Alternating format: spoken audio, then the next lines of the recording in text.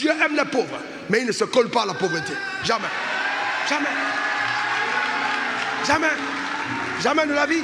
Il dit, je suis le Dieu d'Abraham, le Dieu d'Isaac et le Dieu de Jacob. Tel est mon nom pour l'éternité. Les trois étaient riches. Les trois étaient riches. Donc il y a des gens parmi nous, quand on dit partout, nous sommes de Dieu, Dieu lui-même n'est pas trop fier de ce qu'on se présente ainsi, parce qu'il veut que ta vie atteigne un certain standard de gloire. Et ce programme permettra que tu atteignes ce niveau. Donne-moi encore ton meilleur amen. Dis encore amen. Eh bien, je voudrais donner un conseil à un jeune pasteur. Ce n'est pas parce que Dieu ne t'a pas encore béni que tu dois être frustré quand tu vois le riche. Ce n'est pas parce que Dieu ne t'a pas encore béni que tu dois changer ton discours et faire croire aux gens que ce n'est pas grave s'ils sont pauvres. Je vais vous dire, c'est grave si tu es pauvre. Dans cette société, c'est très grave. C'est très très grave si tu es pauvre. Très très grave. Parce que j'ai vu dans la Bible qu'en état de pauvreté, une femme a mangé son argent. C'est sa femme, c'est son enfant. C'est très grave. La pauvreté est terrible.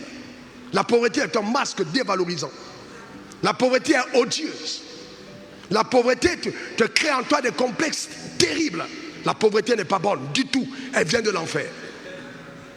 Donc c'est quelque chose que tu ne peux pas aimer. Impossible.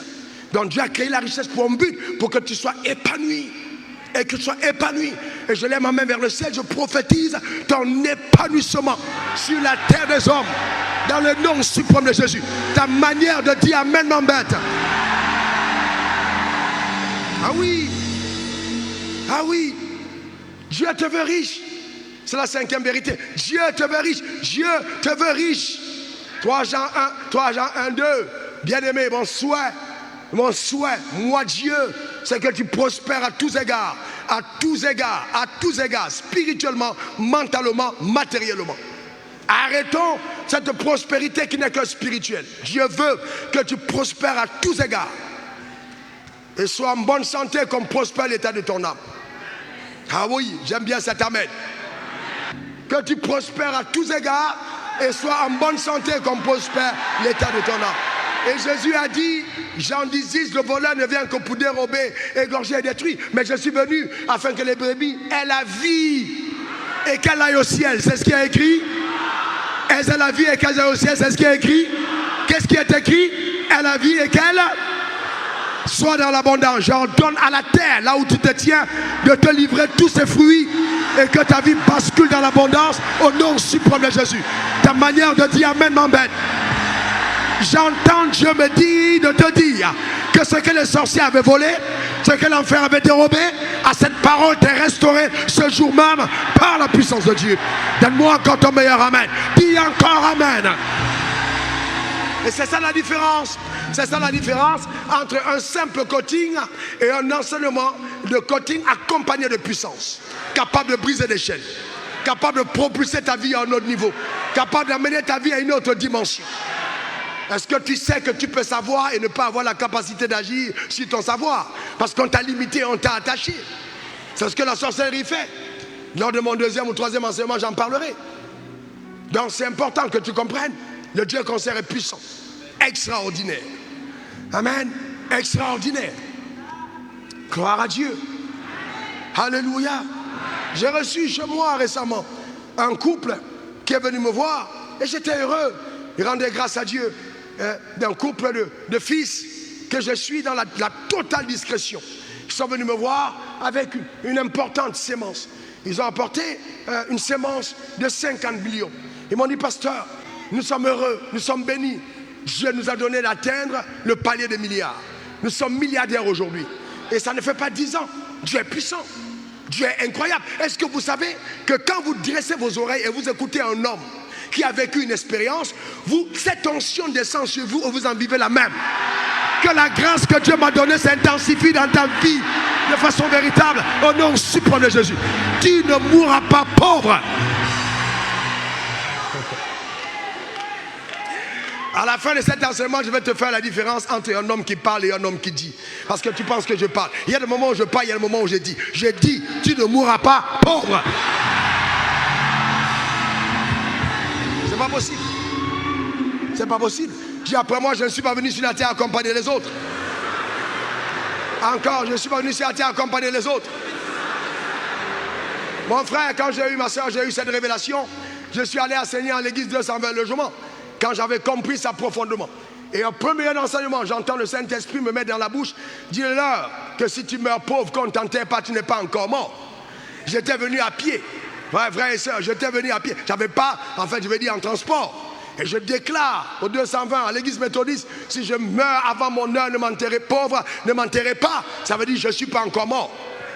Clair et net, je savais que jamais je ne mourrais dans la pauvreté. C'est clair et net. Et toi aussi, tu ne mourras pas dans la pauvreté. Tu sais, je vais te dire quelque chose. La raison pour laquelle tu as été attiré, même en cette saison de chaleur, et que tu es assis en ce moment, et que tu attendras jusqu'à la fin pour l'impactation, c'est parce qu'à l'intérieur de toi se réside une sémence de quelqu'un qui est prédestiné à accéder à la richesse. Aussi simple. Sixième vérité fondamentale, les richesses commencent par la haï.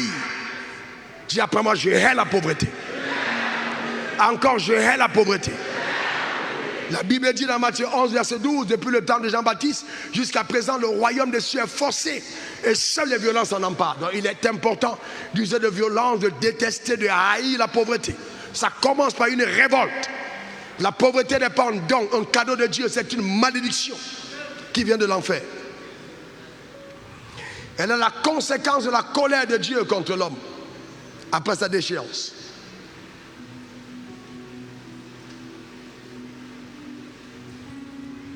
C'est très important.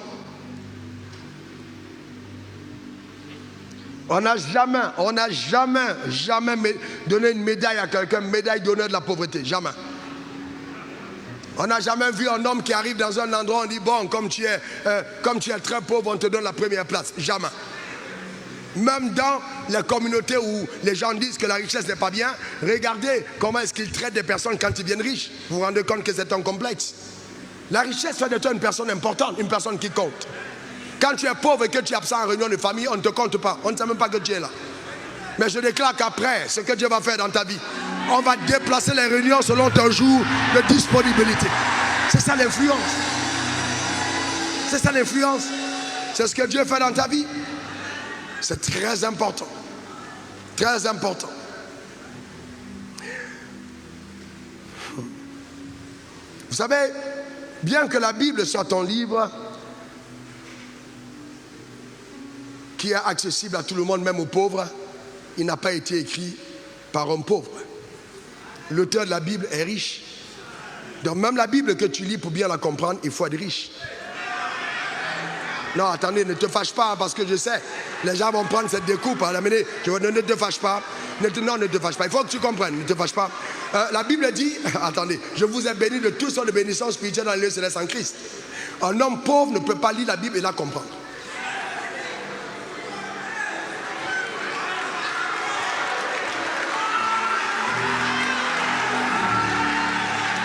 Un homme pauvre ne peut pas lire la Bible. Je dis, tu ne peux pas lire la Bible pauvre, tu la comprends. Et il y a des choses dans la Bible que tu ne comprends pas quand tu es pauvre.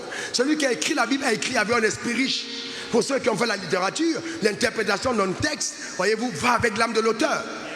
Donc celui qui a écrit la Bible, qui l'a dicté, c'est un homme riche, un être totalement riche dans cette Bible. C'est pour ça que c'est le seul livre de l'univers. Aucun autre livre ne peut te donner la possibilité de transformation comme la Bible. C'est pour ça que tu peux ouvrir la Bible pauvre, quand tu la fermes, tu deviens riche. Celui qui regarde dans la Bible malade, quand il ferme, il devient guéri. Vous voyez, la Bible est puissante parce qu'elle a été écrite avec l'âme de quelqu'un de riche et de fort.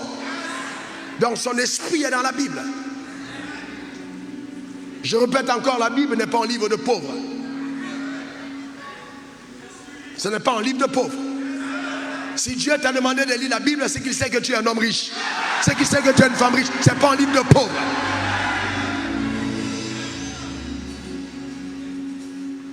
Dis à ton voisin, ne te fâche pas. Dis-le bien à ton voisin. Septième vérité importante, il y a des clés et des lois qui te permettront, et ces lois, ces clés, ces lois, tu dois les découvrir pour créer la richesse. Il y a des clés, il y a des lois qui te permettent de créer la richesse, des clés divines. Dans le monde francophone, la majorité des riches que vous voyez ont pillé les caisses de l'État. Ce n'est pas comme ça qu'on devient riche. L'escroquerie, de toutes ces formes. Ce n'est pas comme ça qu'on devient riche. On ne devient pas riche. Je parle à une femme qui n'est pas ici en montrant son corps sur Internet. Non. Non, c'est pas. On ne devient pas riche de cette manière. Dieu n'a pas envie de te dévaloriser pour te bénir. Tu es une reine, tu es un roi, tu es un prince.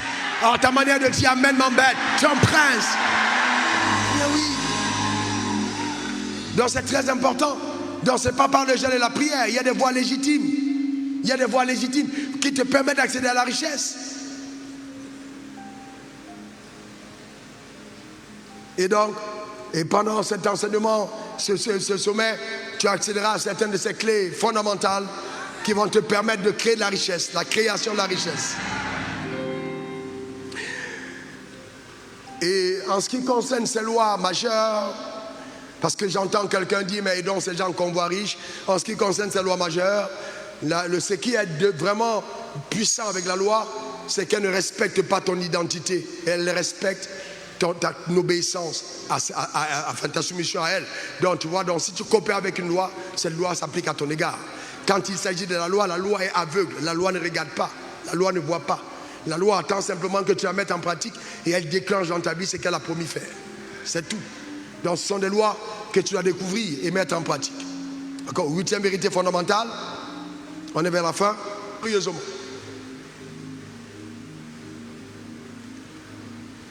Alors, lors des dernières élections présidentielles au Cameroun, j'avais fait des affiches en disant je suis candidat. Et donc, c'était un teasing qu'on faisait juste parce qu'il y avait un programme qui arrivait après.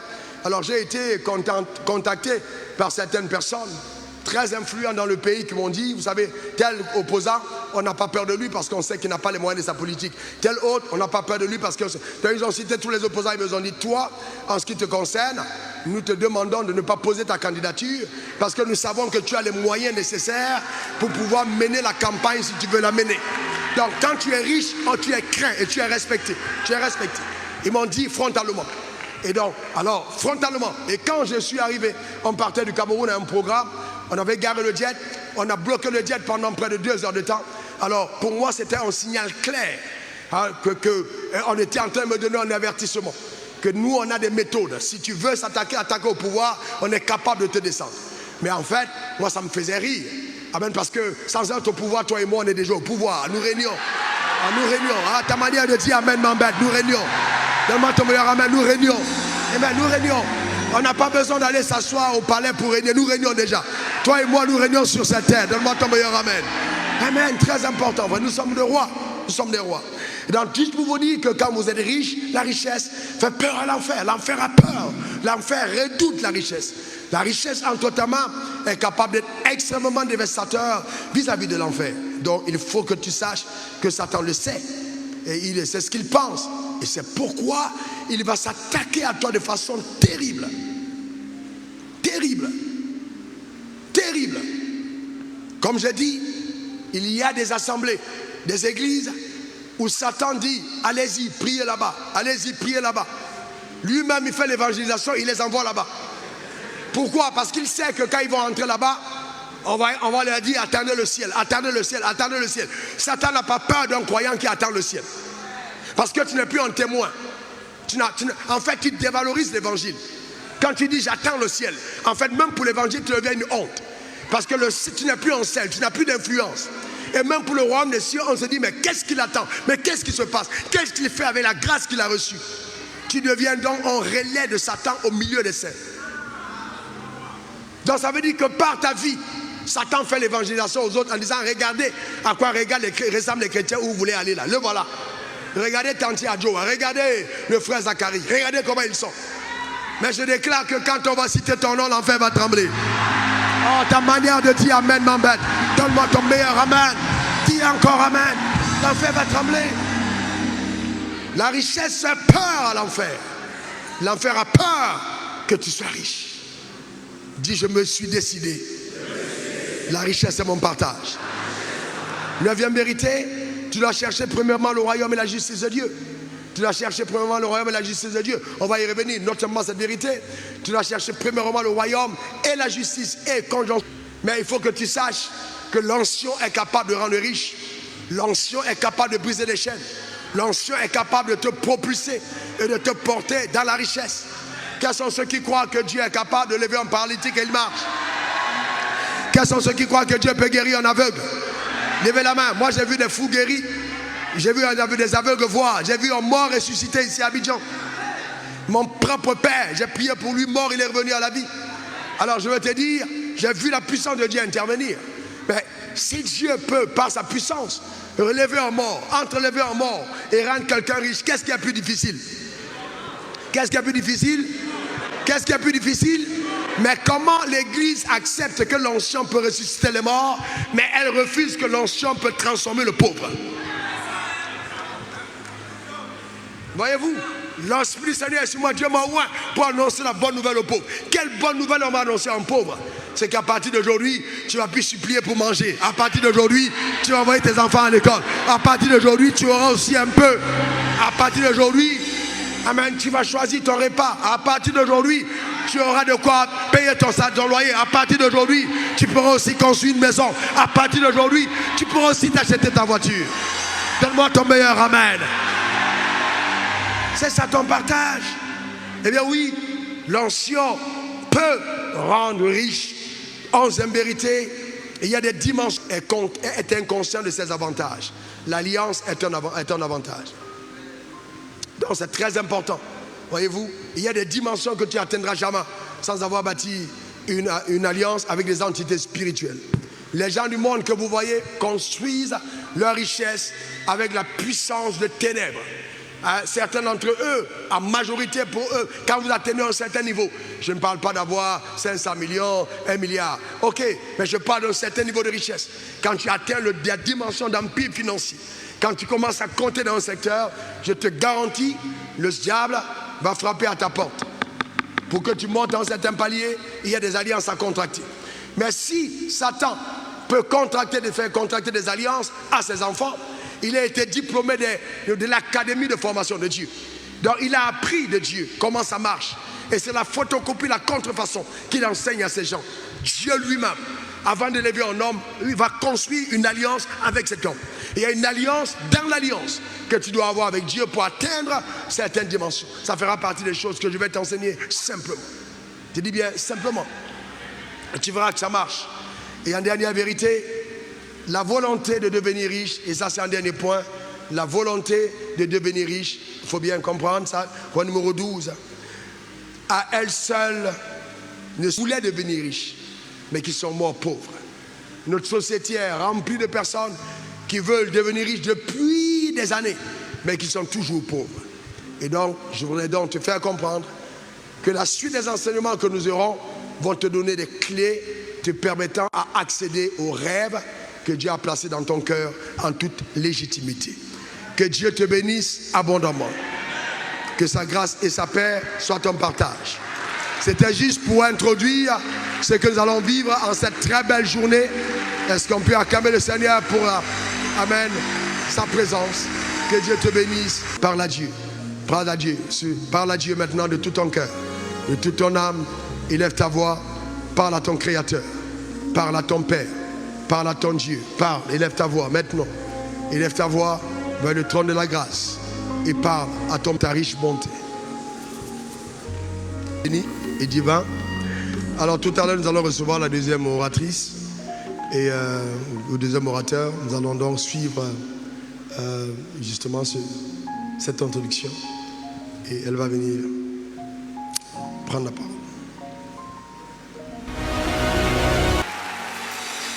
Bonjour les créateurs de richesse. Je suis tellement heureuse d'être ici aujourd'hui. Je suis honorée d'être invitée par le docteur Raoul Wafo, que je considère comme mon père, que je considère comme mon mentor, et je considère également comme une voix autorisée dans ma vie. À chaque fois que je me connecte à ces enseignements, je reçois une direction divine. Et croyez-moi, une personne qui a la direction divine va arriver là où Dieu a prévu qu'elle arrive. Je dis merci à Dieu pour des pères comme lui qui reconnaissent ce que Dieu a mis chez les cadets, chez les plus jeunes. Merci, Dr Raoul Wafo, pour cette belle invitation.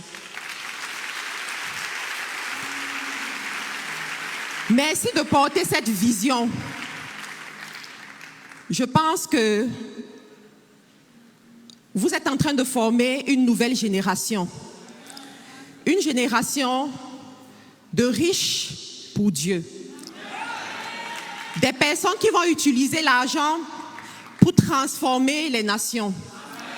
Des personnes qui vont utiliser l'argent pour changer les conditions des autres. Je pense que nous ne sommes pas ici pour rien. Ceci est un rendez-vous de la destinée. Si tu es venu ici, ce n'est pas seulement par ta simple volonté, c'est parce que Dieu te voulait ici. Et quelque chose va se passer dans ta vie. Merci à tous ceux qui ont organisé ce programme. Depuis des semaines, vous êtes au four et au moulin. Que Dieu vous honore. Merci également à notre maman, maman Danielle Wafo, qui nous inspire par sa constance et son humilité. J'honore la grâce de Dieu dans votre vie, maman. Vous pouvez vous asseoir.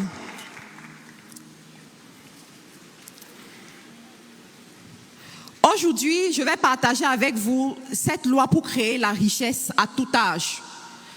Nous avons toutes les richesses à tout âge. Nous avons toutes les utilisées dans le monde séculier pour créer de la richesse. Pour que l'idée qui est dans votre tête, et même si vous n'avez pas d'idée, se transforme en billet de banque. Je vais commencer par vous dire, la richesse d'un homme sert de rançon pour sa vie, mais le pauvre n'écoute pas la réprimande. J'ai choisi ce verset parce que ce verset est né dans une famille monoparentale avec une mère qui s'est battue comme elle pouvait, étant fonctionnaire pour élever 5 enfants. Je connais le manque. Je connais ce que ça fait de marcher 5 kilomètres pour aller dans une école. Et j'ai vu comment est-ce que ma famille a été humiliée à maintes reprises à cause de la pauvreté. Et à un moment donné, j'ai décidé d'aller poursuivre mes études en Angleterre, croyant que le simple fait de changer de pays rend quelqu'un riche.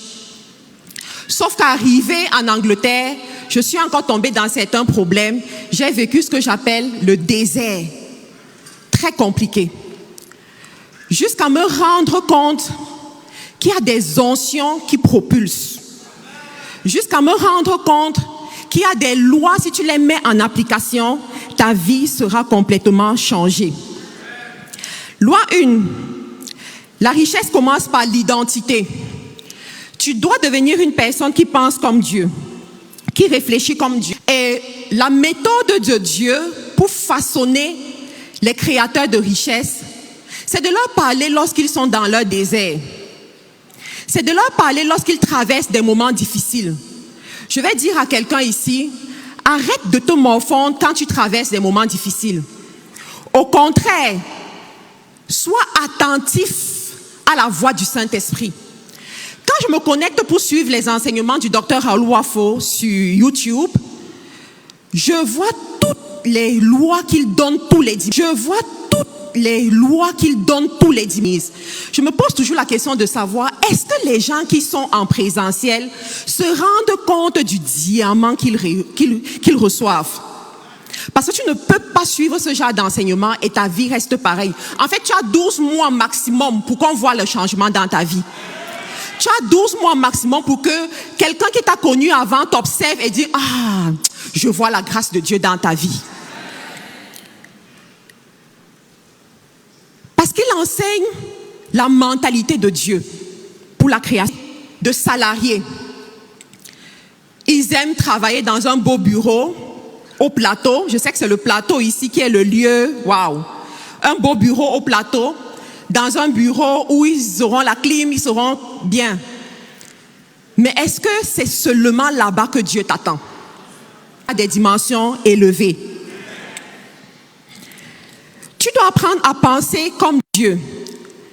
Je me rappelle, à chaque fois que j'ai envie de changer le cap, j'observe quelles sont les directions divines que Dieu me donne. Et d'autres personnes, ou bien par les conseils qu'on donne sur YouTube, et commencer un business par l'inspiration divine. C'est l'inspiration divine qui fera la différence. C'est l'inspiration divine qui fera que tu n'aies pas peur de la compétition. C'est l'inspiration divine. Toi, tu te lèves. Tu conquiers le marché. Je me rappelle une fois, j'avais une idée d'affaires et il fallait que je la soumette à mon époux. Et mon époux, c'est quelqu'un avec qui je travaille beaucoup. Je l'honore énormément parce qu'il est la personne qui est venue structurer les